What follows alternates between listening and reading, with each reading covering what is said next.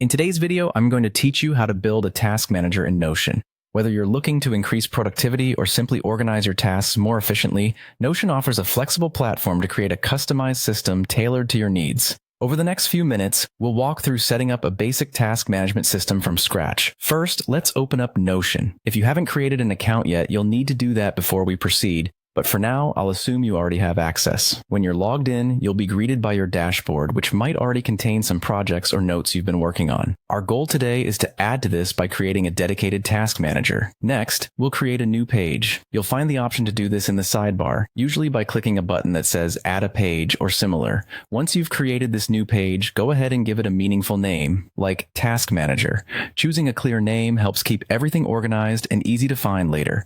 This page will serve as the central hub for all your task-related activities. Now we need to build the structure of our task manager. And for that, we'll start with a table.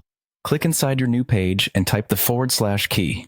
You'll see a list of options appear. Select Table from the list. This table will work as the foundation for tracking all your tasks. Add some basic properties or columns that are important for task management. Common properties to include might be task name, due date, priority, and status.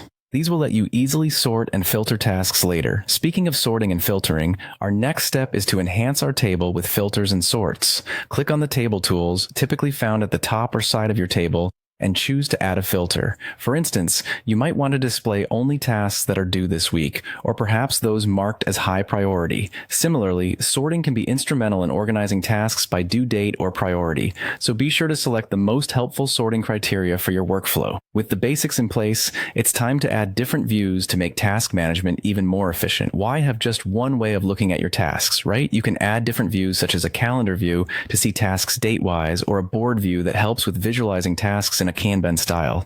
These varied perspectives allow for more dynamic interaction with your tasks, leading to better organization and planning. And there you have it. By following these steps, you'll have a basic yet effective task manager set up in Notion.